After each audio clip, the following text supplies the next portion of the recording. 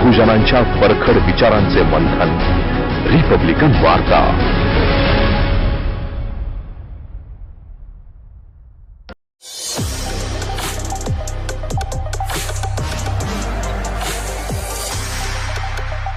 नमस्कार, आपण पाहत आहात रिपब्लिकन वार्ता महाराष्ट्र सुपरफास्ट बातमीपत्र. पाहूयात काही महत्त्वाच्या घडामोडी. पहिली बातमी आहे लाचलुचपत संदर्भात. प्रभारी तालुका आरोग्य अधिकाऱ्याला लाच घेताना रंगेहात पकडले. आशा वर्करची नोकरी लावून देण्यासाठी 25,000 रुपयांची लाच स्वीकारताना प्रभारी तालुका आरोग्य अधिकारी एसीपीच्या जाळ्यात अडकले. ही कारवाई काळी दौलत प्राथमिक आरोग्य केंद्रात सापळा रचून करण्यात आली.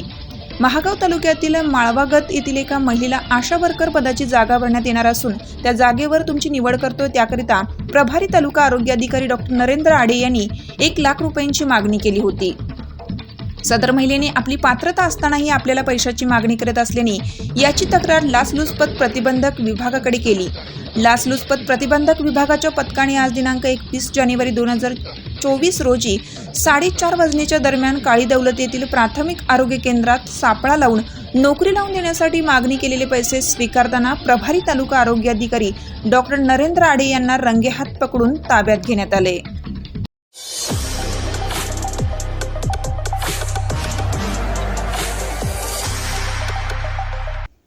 पुढची बातमी आहे सांगलीमधून. शिवसेना आमदार अनिल बाबर यांच्या अंत्ययात्रेला जनसागर. कट्टर राजकीय विरोधकांची ही श्रद्धांजली.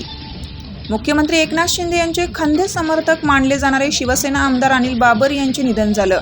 वयाच्या 74व्या वर्षी त्यांनी अखेरचा श्वास घेतला. बाबर हे सांगलीतील खानापूर आटपाडी विधानसभा मतदारसंघातून आमदार होते.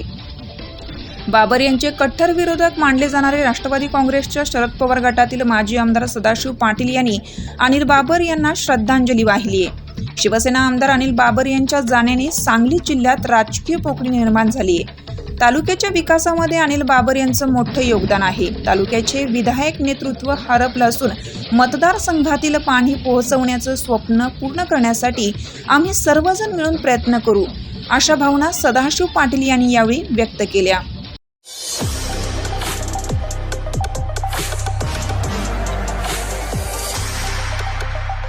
पुढची बातमी आहे भिवंडीमधून. भिवंडीत लाचखोर सहाय्यक पोलीस निरीक्षक अँटी करप्शनच्या जाळ्यात. नारपोली पोलीस ठाण्यातील सहाय्यक पोलीस निरीक्षक शरद पवार याला 2 लाख रुपयांची लाच स्वीकारताना नारपोली पोलीस ठाण्यात ठाणे लाचलुचपत प्रतिबंधक विभागाने मंगळवारी रंगेहात अटक केली. पोलीस सूत्रांनी दिलेल्या माहितीनुसार 25 नोव्हेंबर रोजी अपहरण झालेल्या 16 वर्षाचा योगेश रवी शर्मा या अल्पवयीन मुलाची हत्या करून मृतदेह गाळून पुरावा नष्ट करण्याचा प्रयत्न केल्याचा प्रकार 7 डिसेंबर रोजी उघड झाला होता. या प्रकरणी नारपोली पोलिसांनी दाखल केलेल्या हत्येच्या गुन्ह्यात आयुष वीरेंद्र झा, मनोज नारायण टोपे, अनिकेत तुकाराम खरात, शिवाजी धनराज माने, संतोष सत्यनारायण ताटीपामूल या आरोपींना अटक करून या गुन्ह्याचा तपास सहाय्यक पोलीस निरीक्षक शरद पवार हे करीत आहेत.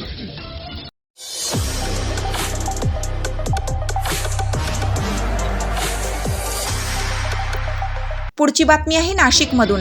नाशिक ग्रामीण पोलीस अधीक्षकपदी विक्रम देशमाने तर शहाजी उमाप यांची बदली. लोकसभा निवडणुकी अगोदर राज्यातील 44 पोलीस अधिकाऱ्यांच्या बदल्या करण्यात आल्या आहेत. त्यात नाशिक परिक्षेत्राचे विशेष पोलीस महानिरीक्षक BG शेखर यांची सुद्धा बदली करण्यात आली असून त्यांच्या पदस्थापनेचा आदेश स्वतंत्रपणे काढण्यात येणार आहे. त्यांच्या जागी ठाणे येथील सहाय्यक पोलीस आयुक्त दत्तात्रय कराळे यांची नियुक्ती करण्यात आली आहे. त्याचप्रमाणे नाशिक ग्रामीणचे शहाजी उमाप यांची बदली मुंबईत अप्पर पोलीस आयुक्त म्हणून विशेष शाखेत निवड झाली आहे. त्यांच्या जागी ठाणे येथील पोलीस अधीक्षक विक्रम देशमाने यांची नियुक्ती करण्यात आली आहे.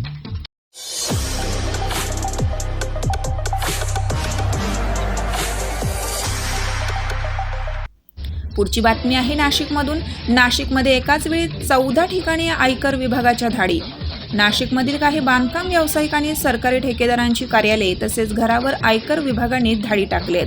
जवळपास 150 अधिकारी 70 वाहनांच्या ताफ्यासह नाशिकमध्ये दाखल झाले आणि त्यांनी एकाच वेळी 14 ठिकाणी धाडी टाकल्या आहेत. तर 20 ते 25 ठिकाणी सर्व सर्च ऑपरेशन सुरू केलं. या धाडीत अधिकाऱ्यांनी काही कागदपत्रे ताब्यात घेतली असल्याचे वृत्त असून अजूनही कारवाई सुरूच असल्याचे समजते. आयकर विभागाच्या रडावर नाशिककडे बडे व्यावसायिक आणि ठेकेदार असून यापूर्वी काही बांधकाम व्यावसायिक तसेच कांदा व्यापाऱ्यांवर धाडी टाकलेल्या आहेत. बुधवारी सकाळपासून पुन्हा धाड सत्र सुरू झाले. सकाळी 7 वाजण्याच्या सुमारास जवळपास 70 वाहनांमधून 150 अधिकारी नाशिकमध्ये दाखल झालेत. त्यामध्ये नागपूर आयकर विभागाचे 42 कर्मचारी आणि 34 कर्मचाऱ्यांचा समावेश आहे. या अधिकारी कर्मचाऱ्यांनी शहरात एकाच वेळी धाडसत्र सुरू केल्याने व्यावसायिकांमध्ये धास्ती निर्माण झाली आहे.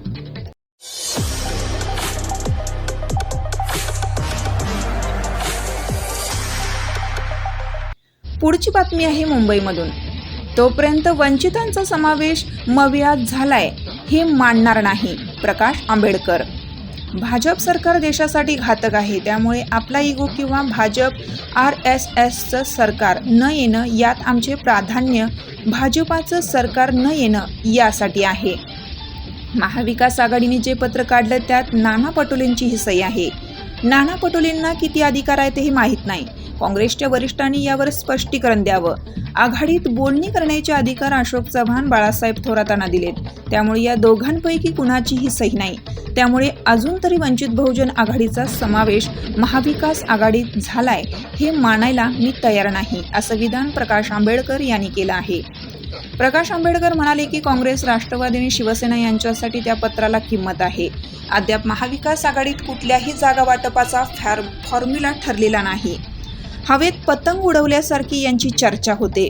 पत्रावर नाना पटोलेंची सही ही त्यांची व्यक्तिगत मानतो, ती काँग्रेस पक्षाची नाही.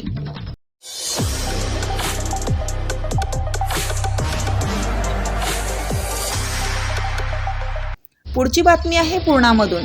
पूर्णा येथे 21वी बौद्ध धम्म परिषदेला सुरुवात. पालकमंत्री संजय बनसोडे यांची उपस्थिती.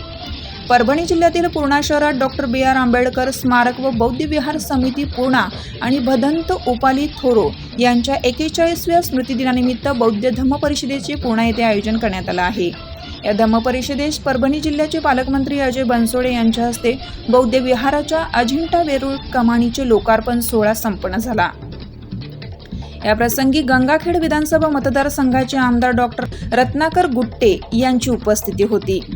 या कार्यक्रमाचे अध्यक्ष भिक्खू डॉक्टर लिची रॅन हे होते, तर प्रमुख पाहुणे भिक्खू करुणानंद महाथोरो, जिल्हा अधिकारी रघुनाथ गावडे, पोलीस अधीक्षक रागसुधा आर, उपविभागीय अधिकारी जीवनाथ डबकर, उपविभागीय पोलीस अधिकारी समाधान पाटील, तहसीलदार माधव बोथीकर, नायब तहसीलदार प्रशांत थारकर आदींची प्रामुख्याने उपस्थिती होती.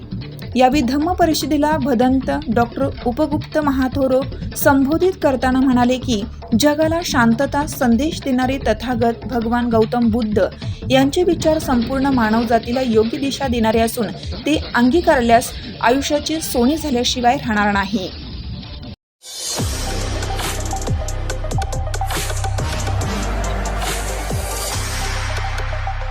पुढची बातमी आहे नाशिकमधून. नाशिकमध्ये निवडणूक लढणार शांतिगिरी महाराज आणि स्वामी कंठानंद. लोकसभा निवडणुकीचे वारे वेगाने वाहत असून नाशिक लोकसभेच्या रणांगणातून उतरण्यासाठी अनेक दावेदार आता पुढे येऊ लागलेत. त्या श्री जनार्दन स्वामी महाराज यांचे अनुयायी परमपूज्य शांतिगिरी महाराज, त्याचबरोबर नाशिकचे स्वामी कंठानंद यांनी देखील तयारी केली आहे. बाबाजी भक्त परिवाराचे प्रमुख असलेल्या शांतिगिरी महाराजांचा मोठा नाशिकात अनुयायी वर्ग असून त्यांनी मध्यंतरी नाशिकच्या तपोवन येथे मोठा यज्ञयाग केला होता. तर दुसरीकडे स्वामी कंठानंद यांच्या श्रीरामकृष्ण आरोग्य संस्थेच्या माध्यमातून 2005 पासून सेवा कार्य करीत आहेत. त्यांच्या उमेदवारीसाठी नाशिकमध्ये काही प्रमुख व्यावसायिक आणि सामाजिक कार्यकर्त्यांनी उपमुख्यमंत्री देवेंद्र फडणवीस यांना पत्र देखील पाठवलं आहे.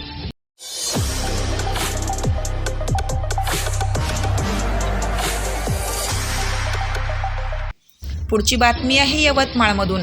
श्रमिकांचा आवाज हरपला. कॉम्रेड शंकरराव दानव अनंतात विलीन. मार्क्सवादी कम्युनिस्ट पक्षाचे यवतमाळ जिल्ह्यातील ज्येष्ठ नेते, शेतकरी, कामगारांचे आवाज असलेले व त्यांच्यासाठी सातत्याने आंदोलन करणारे कॉम्रेड शंकरराव दानव यांचा मृत्यूशी असलेला संघर्ष संपला. आज पहाटे 6 वाजता मृत्यूने त्यांना कवटाळले. ते आपल्यातून निघून गेले. कॉम्रेड शंकरराव यांना दिनांक 27 जानेवारी रोजी हृदयविकारचा तीव्र झटका आला होता. त्यांच्यावर चंद्रपूर येथील एका खासगी रुग्णालयात उपचार सुरू होते. 4 दिवस त्यांचा मृत्यूशी झुंज दिली होती. अखेर ही झुंज संपली. त्यांच्या अवेळी निघून जाण्याने पक्ष व कार्यकर्त्यांवर मोठी कुऱ्हाड कोसळली. कॉम्रेड शंकरराव दानव हे मार्क्सवादी कम्युनिस्ट पक्षाचे यवतमाळ जिल्ह्यातील संस्थापक सदस्य होते. यवतमाळ जिल्ह्यात कम्युनिस्ट पक्षाचा पाया रोवण्यात त्यांचा महत्त्वाचा वाटा होता. जनतेचा प्रत्येक समस्याशी असलेल्या संघटना त्यांनी उभारल्या होत्या. व त्यांना न्याय मिळवून देण्यासाठी ते वयाच्या 15व्या वर्षीपासून ते आज शेवटच्या घटकापर्यंत ते कार्यरत होते.